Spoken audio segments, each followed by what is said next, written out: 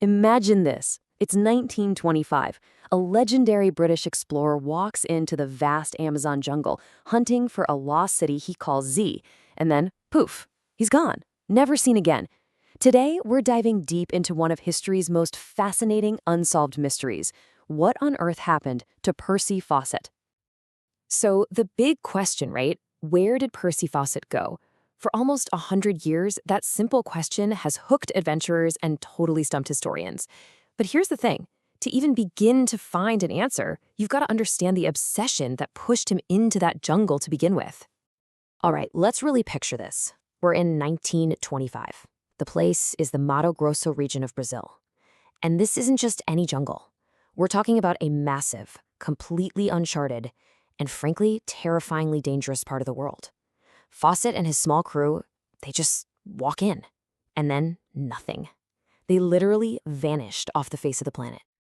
So you gotta ask yourself, how does a guy like this, a world-famous explorer, someone with tons of experience, just disappear? It doesn't add up. To get to the bottom of it, we really need to take a closer look at that one final fateful trip. And yeah, he wasn't by himself. You've got Fawcett, who at 57 was a total pro, a hardened jungle veteran. But he also brought along his own son, Jack, and Jack's best friend, Raleigh Rimmel. So it's these three guys, walking into the unknown, absolutely convinced they were about to make the discovery of a lifetime. But what gives? Why was he so sure? And I mean, sure enough to risk everything, including his own son's life. Well, to get that, we have to rewind a bit. We need to look at the man he was before the jungle became his obsession. We need to look at Percy Fawcett, the pillar of the British Empire. It's like Fawcett lived two completely different lives. In one corner, you've got the perfect subject of the British Empire, a decorated soldier, a spy, a super precise surveyor. But then, the Amazon gets a hold of him, and it just completely transforms him into something new, an explorer, a theorist, and, some people even called him a mystic. And let's be crystal clear about this. This guy was not some crackpot amateur chasing a dream. No way. His resume was absolutely impeccable. He was a commissioned officer in the Royal Artillery, an agent for the British Secret Service, one of the top map makers for the Royal Geographical Society, and he served on the Western Front in World War I. This was a seriously accomplished, deeply respected man. So the question is, how does a man with that background end up totally consumed by the idea of a lost city? Well, it wasn't a sudden thing. It was a slow burn.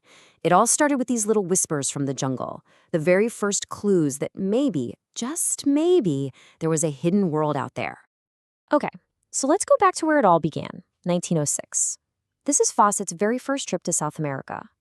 The prestigious Royal Geographical Society sends him out to do what he does best, map stuff. In this case, the incredibly dangerous wild border between Brazil and Bolivia. So there he is, deep in the jungle, literally drawing the map for places no European had ever seen before.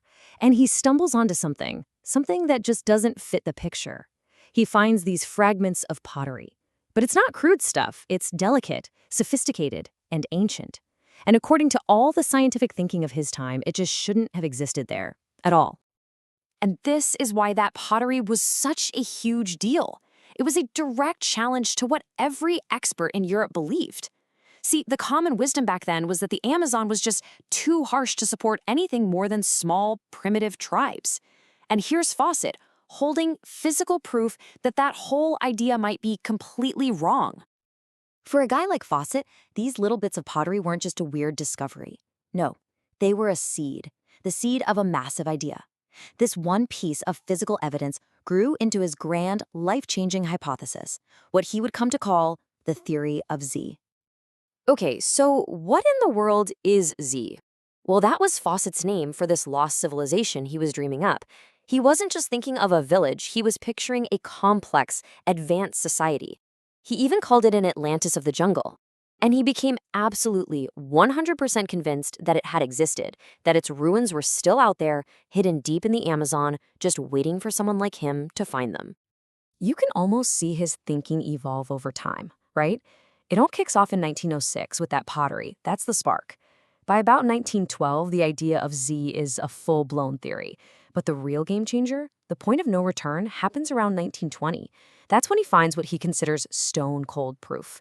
And that discovery, well, it leads directly to his final and fatal quest in 1925. So, what was this so-called proof? I mean, what could possibly convince a seasoned, logical explorer to drag his own son into mortal danger? It was a document. He believed he had found a map, the final missing piece of the puzzle, a mysterious text called Manuscript 512. Get this.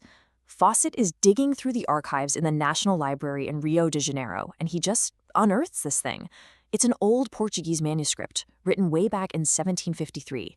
And it's basically the journal of some colonial explorers who went on a crazy journey deep into the heart of Brazil. And the description in this manuscript, oh man, you can see why it would have blown Fawcett's mind. It talks about finding the ruins of a great city of stone, adorned with arches, a statue, and strange letters. And the best part? It says this city is located deep in the Mato Grosso region, the exact area where Fawcett already suspected his lost city was hiding. Now, for you or me, this might just sound like a cool old story, right? A piece of folklore. But not for Percy Fawcett. Remember, this is a man who had already poured years of his life into this theory. For him, this manuscript wasn't a legend. It was confirmation. It was the green light, the final, absolute proof he needed to launch one last great expedition. And so that brings us right back to the core debate about this guy. Who was Percy Fawcett? Was he a total visionary, someone who saw the truth about the Amazon's incredible hidden history decades before modern science even caught up? I mean, we now know there were huge ancient settlements there. Or was he just a man of his time, an old-school imperial explorer who got completely swept away by a fantasy of gold and glory? That's the puzzle, and he's the one who left it for us to try and solve.